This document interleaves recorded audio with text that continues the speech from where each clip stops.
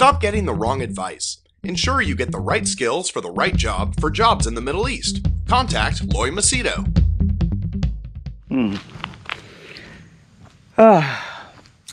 Before I came for my run, I just spoke to a close friend who I've had over the years, who I've known over the years in Dubai. This guy is a businessman, and I've known him for a couple of years.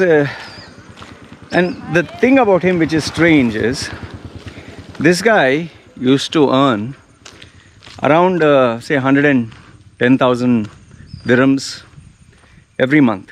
Okay? 110,000 dirhams. Now, I don't know his exact profit margin, but you could roughly say maybe 40% or something he would make as his profit. He was a single person running the business. He had temporary staff. I'll not give too many details because he didn't want to be revealed. Okay, he still goes to Dubai, so that's why. Now, he had this business, kind of trading business. Okay, he was selling, and 110,000 dirhams a month he was making revenue. Roughly 40 to 50,000 dirhams he was making per month. However, this guy, after I left Dubai, the following year he shocked me by saying that even he left Dubai. So I had asked him, why did you leave? I mean, you're making money. It's not like you're not making money. And he gave me a few reasons. So I was like, okay, fine, whatever. Now today it has been like, I think another 5 years since I left UAE. Okay, 5 years or 6 years. And today we spoke again. And as we are talking, chatting, we remembered the good old times where we would sometimes meet each other. I would bring in my girlfriends and this and that, and buy stuff from him. And so then I asked him, so how is it now? He said it's tough. He's based in India. He said it's tough. So then I asked him, like, do you regret leaving UAE? Because you had established yourself there all these years. You are making good money. Do you regret? So he told me, Loy, many times I just want to pack my bags and run back to UAE. Okay. Many times I wish, because I had established myself, I had made my money, and it was just, a process of just rotating. Not only that, it's like people knew him in the market.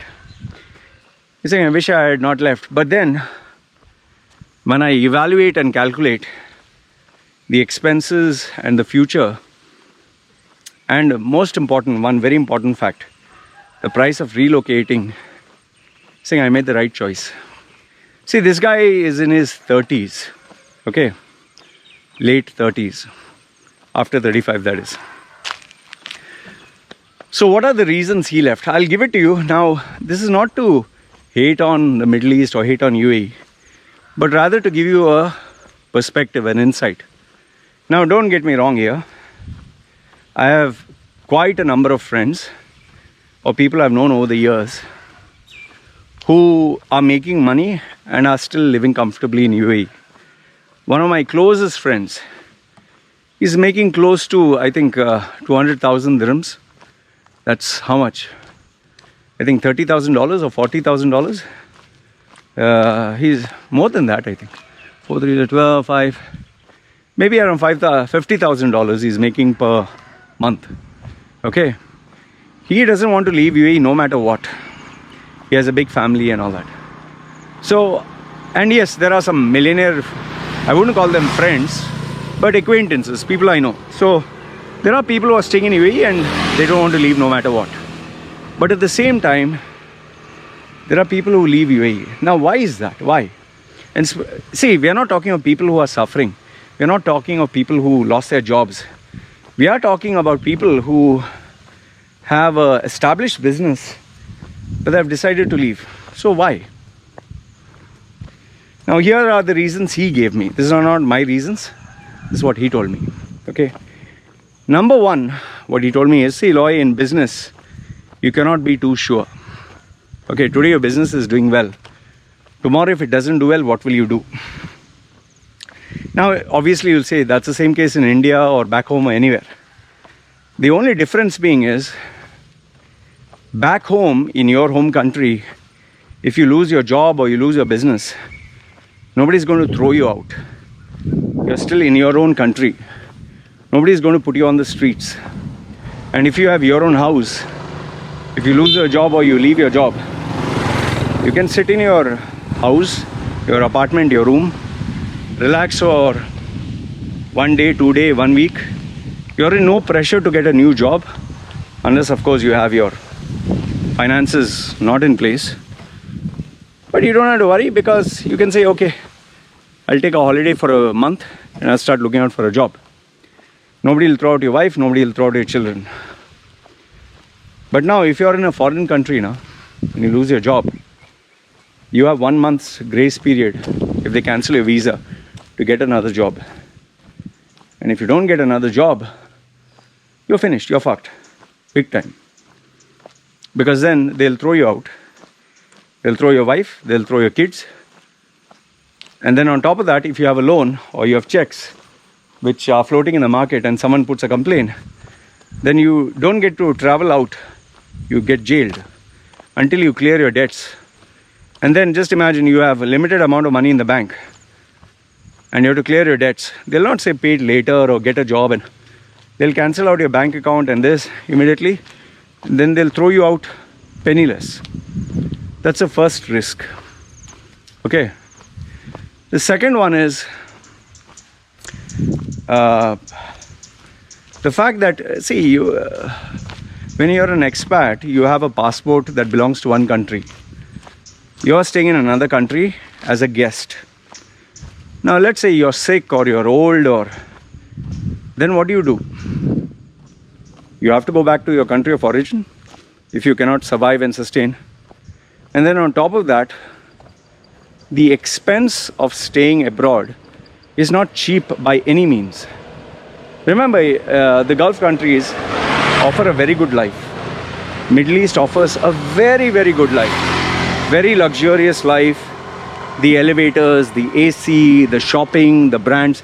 In fact, when a new iMac or new smartphone or new device launches, immediately on the same day or maybe the next day, it will be available in UAE. Because there are buyers. Here in Thailand, or the island where I'm staying, Samui, if the latest iMac launches, I'll get it after maybe a year, 1 year, maybe 6 months.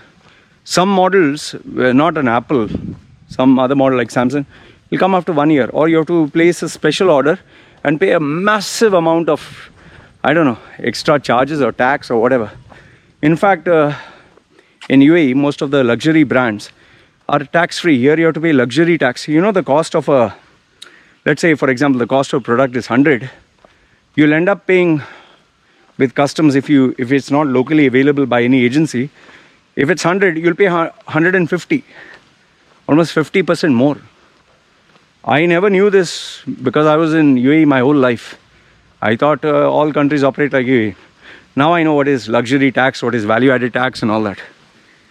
So, the thing is, UAE offers a very good life, but it charges you a lot for it. Nothing is for free. You're staying in luxury, you pay for luxury.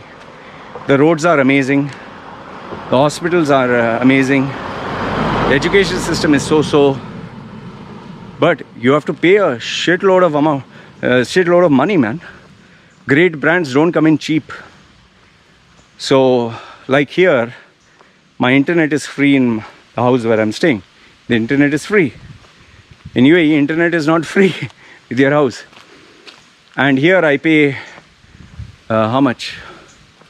I pay around, in dollars, I think $3,000? No, what am I saying? 3,000? How much is it? $3,000, yeah. I think $3,000 a year I pay as my rent. Can you imagine paying $3,000 a year for a villa in Dubai. Just think what I'm saying. Food, I told you, I'm not, obviously you can live on rice that you eat from these guys who sell hawkers on the streets, rice and meat. It'll cost you hardly less than $2-3, but that doesn't mean I live on that every day. But in the Middle East, unless you live in a really cheap area where you can get food affordable, do you think your food will be like one meal will be like $2? Here you can eat full, you can have a stomach full on $2 if you're really not rich. So what I'm trying to tell you is UAE is not, the Middle East is not cheap. Okay, maintenance is very high to maintain that lifestyle. And last if not the least, the final major drawback which nobody thinks or talks about is the cost of relocation. See, people generally, when I talk to them, ask them, if things don't work out, what will you do? Almost everyone tells me, if things don't work out, I'll go back home. Okay. It sounds so simple. Yeah, things don't work out, go back home. Have you calculated how much money it'll cost you to go back home? Like for example, do you have any assets? Do you have any stuff in your house or all that you'll just leave? And if you're just going to go back home with just your clothes and your suitcase, one suitcase, fine, there's no expense. But are you taking other things, belongings back? You need to pay for that. Shipping cost and all that. Okay, you'll say, Lloyd, that is not expensive. Fine. After you reach home, if you have a house, an apartment, fine, nothing to worry.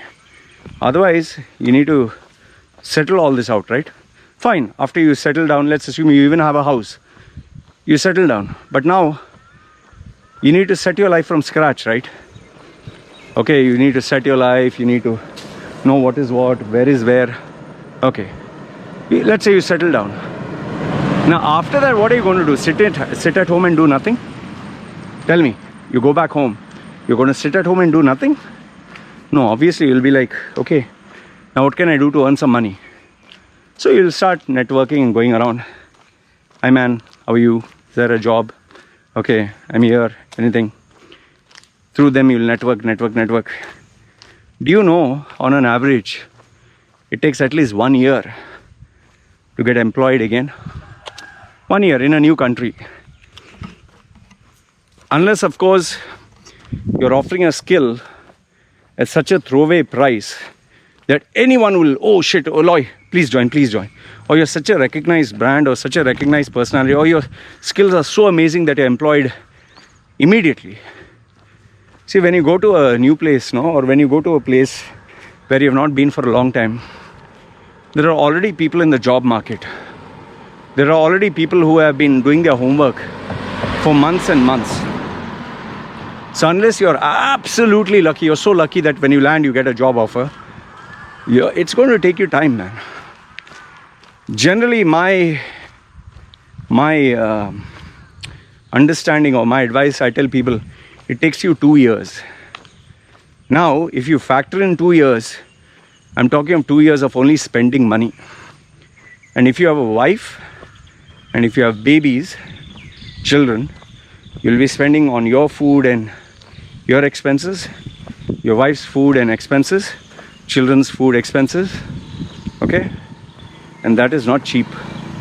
And on top of that, you have other basic, see, you want to live a proper life. Internet, entertainment, eating out, normal life. You don't want to live like a slave, right? So all this costs money. And I'll tell you this, money goes so fast. To collect money and save money is so slow. To blow money is very easy. And all you need to do is make a mistake, not as someone cheating you, make a mistake in investing in wrong things. You can invest in a wrong business, you can invest in a wrong opportunity that you assume. That is the biggest one. And last if not the least, the final point which he's told me is age. As you become older, Okay, fine. You will say, okay, getting old is all in the head. Your body doesn't feel that way. Your joints don't feel that way. Why do when I was young, no? When I was in my 20s, I was always think you should have an amazing physique, six-pack abs and hot girls. And I used to look at people who are in their 40s with pot bellies and all that. They're what fucking losers, yeah. Having a big stomach and the wife is ugly and they're earning average. I was like, fuck all these people. Don't want to be a loser like them. Well, lo and behold, I got old. And I realized what an arrogant statement that was. Yes, we all like to look young and attractive and sexy and good looking. But age catches up, man. Once age catches up, your perspective, your priorities, your purpose, everything changes.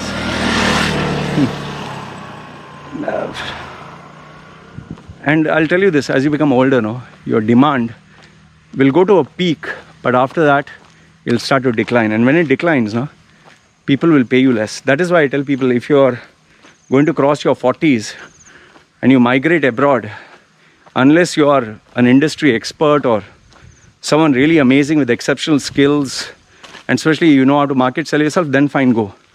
Otherwise, if you go abroad, you'll work in a very average role, very average pay, and you'll end up having someone younger than you as your boss giving you barking orders.